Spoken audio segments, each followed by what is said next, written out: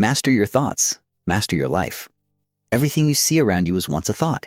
Every skyscraper that pierces the clouds, every company that reshaped an industry, every fortune, every revolution, every masterpiece. Before it became reality, it existed first in the invisible architecture of the mind. That is where all power begins. And that is why the greatest battle you will ever fight will not be against competitors, critics, or circumstances. It will be fought behind your own eyes in the silent arena of your own thinking. The mind is a kingdom. Rule it, and the world will eventually bow to your vision.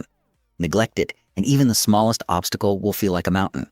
Napoleon Hill spent more than 20 years interviewing the wealthiest, most influential men of his era.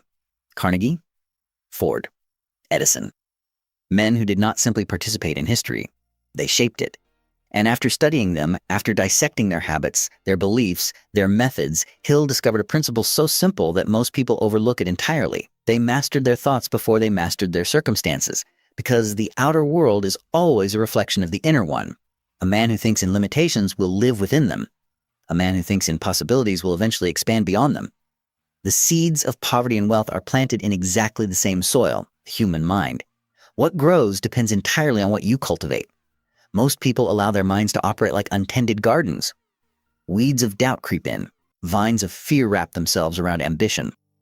Thorns of insecurity choke the roots of potential. And then they wonder why success never blooms. But the disciplined individual understands something profound. Thoughts are not harmless. Thoughts are instructions. Your subconscious mind does not argue. It obeys.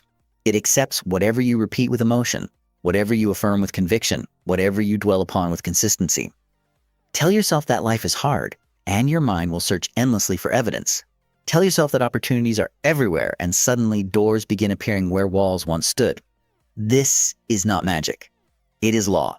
Henry Ford understood it perfectly when he declared, "Whether you think you can or you think you can't, you're right." He was not offering philosophy. He was describing reality. The mind is not merely a passive observer of life. It is an active architect. It constructs the lens through which you interpret every event, every challenge, every opportunity. Two men can face the same storm. One sees destruction. The other sees a chance to prove his strength. The storm is identical. The mind makes the difference.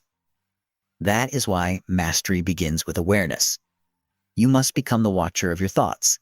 Most people are dragged through life by unconscious patterns. They react rather than respond. They surrender to emotional impulses. They believe every fearful whisper that crosses their minds. But you are not your thoughts. You are the thinker. And the moment you realize that, everything changes. You can reject thoughts that weaken you. You can amplify thoughts that empower you. You can deliberately choose the internal dialogue that shapes your destiny. Thomas Edison failed thousands of times before perfecting the light bulb. Imagine the internal conversation required to persist through that level of rejection. Imagine the mental discipline necessary to see every failure not as defeat, but as data. That is mastery. Ordinary people interpret setbacks personally. Extraordinary people interpret them strategically. Failure is never final unless your thinking makes it so. Abraham Lincoln lost elections, suffered devastating personal losses, and endured criticism that would crush most men. Yet he refused to internalize temporary defeats as permanent identity. He understood that circumstances may test a man, but only his thoughts can define him. This is the dividing line between greatness and mediocrity. Mediocre people allow conditions to determine their attitude. Great people allow their attitude to transform conditions. An attitude is nothing more than thought, repeated consistently, charged with emotion, and acted upon with conviction. Your life today is, in many ways, the physical manifestation of your dominant thoughts yesterday. Your life tomorrow will be shaped by what dominates your thinking today. That should both terrify and liberate you. Because it means responsibility. It means no more blaming the economy, your upbringing, your critics, or your circumstances. It means the steering wheel has always been in your hands. And while that can feel heavy, it is also the greatest gift imaginable. For if your thoughts created your current reality, then new thoughts can create a new one.